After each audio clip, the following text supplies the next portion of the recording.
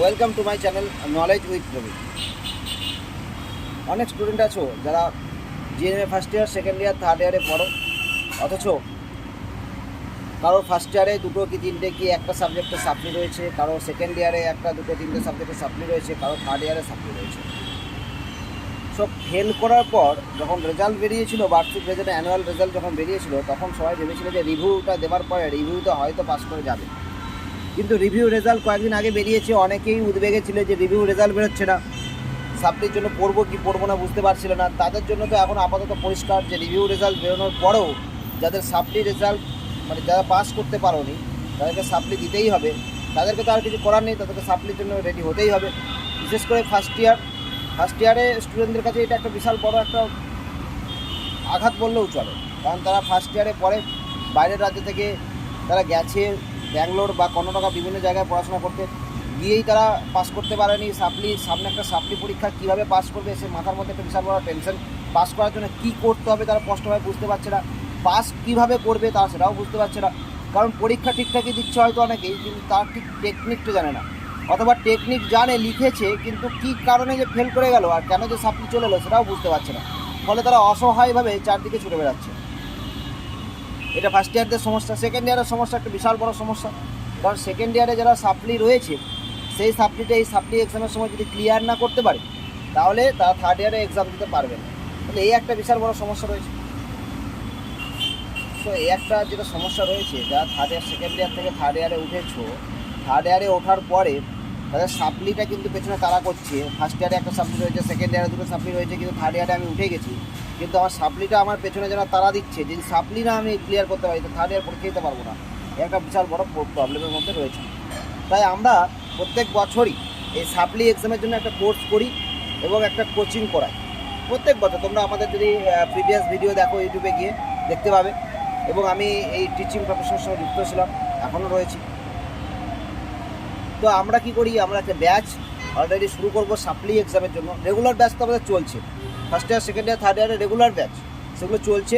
কিন্তু আমরা সাপ্লি এক্সামের জন্য স্পেশালিস্ট শুধু সাপ্লি এক্সামের জন্য আমরা ওয়েট করছিলাম রিভিউটার জন্য। রিভিউ রেজাল্ট বেরিয়ে গেছে।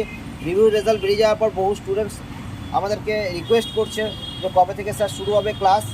তো আমি তাদেরকে বলবো আর কয়েকদিনের মধ্যে, অর্থাৎ রবিবার, রবিবার থেকে আমরা আপনাদের ক্লাস শুরু করে দেবো। সেটা আজকেই আমরা সন্ধ্যার মধ্যে জানিয়ে দেবো সবাইকে। যারা ওয়েট করছো, যাদেরকে আমরা ওয়েট করাচ্ছি, কোর্স ফিস এখনও বলিনি বা বলেছি ওয়েট করো, তোমাদের জানিয়ে দেওয়া হবে, তাদেরকে বলবো আজকে রাতেই তোমাদেরকে সমস্ত কিছু জানিয়ে দেওয়া হবে। আর যারা এখনও পর্যন্ত আমাদের এই ব্যাচে অংশগ্রহণ করোনি, ব্যাচে অ্যাড হওনি, যাদের সাপ্লি রয়েছে, মাথায় টেনশন রয়েছে, কোনো টেনশন করে কিছু লাভ নেই। চেষ্টা করতে হবে, এগিয়ে যেতে হবে, সাপ্লি ক্লিয়ার হয়ে যাবে। সাপ্লি এমন কিছু জিনিস না যে ক্লিয়ার হবে না, বহুত কষ্ট করে পাস করতে, এরকম ব্যাপার না। কিছু সঠিক টেকনিক, কিছু সঠিক ইনফরমেশন, কিছু সঠিক গাইডিং থাকলে কিন্তু সাপ্লিও পাস করা যায় এবং করেছে। আমাদের স্টুডেন্টরা প্রত্যেক বছর দুটো, একটা, তিনটে যাদের থাকে তারা অবশ্যই প্রত্যেক বছর ক্লিয়ার করবে। তো বলবো যাদের সাপ্লি রয়েছে first year, second year, third year, এছাড়াও পশ্চিমবঙ্গের স্টুডেন্ট যারা কেউ যদি থাকো অবশ্যই অ্যাড হতে পারো। সেই জন্য আমরা কী করবো, আমরা ডেসক্রিপশন বক্সে তোমরা যাবে, যখন ডেসক্রিপশন বক্সে আমরা কিন্তু আমাদের ফোন নাম্বার দিয়ে দেবো তোমাদেরকে, হোয়াটসঅ্যাপ নাম্বার। সেটা ফোন করার কোনো প্রয়োজন নেই, হোয়াটসঅ্যাপ করো। হোয়াটসঅ্যাপ করার পর তোমাদেরকে আমরা কোর্স ফিস সম্পর্কে বলে দেবো, কীভাবে অ্যাড হতে হবে সেটাও বলে দেবো, ক্লাস সপ্তাহে কদিন হবে, কীভাবে ক্লাস হবে, অনলাইনে হলে কোন অ্যাপসের মাধ্যমে ক্লাসগুলো করা হবে এবং কখন করা হবে, সমস্ত কিছু ইনফরমেশন আমরা দিয়ে দেবো।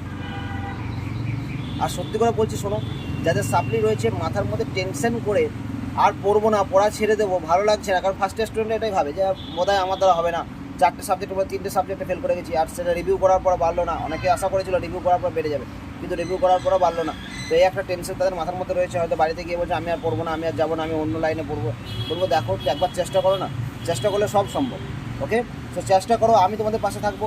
একটা দরকার হলে একটা কোচিং নাও আমার কাছে, তো কোচিং নিয়ে হলেও চেষ্টা করো, একবার চেষ্টা করো, তারপর যদি তোমরা সফল না হও তখন ছেড়ে দেবো। কিন্তু সহজে হাল ছেড়ো না, সহজে হাল ছাড়লে কোনো জিনিসই কখনো হয় না। আর তার থেকেও বড় কথা, খুব একটা কঠিন জিনিস না, সঠিক একটা পথ, সঠিক একটা গাইডিং আর সঠিক কিছু টেকনিক থাকলে সাপ্লি এক্সামও কিন্তু পাস করা যায়। তো একটা কথাই বলবো, চেষ্টা করো, সফলতা আসবে।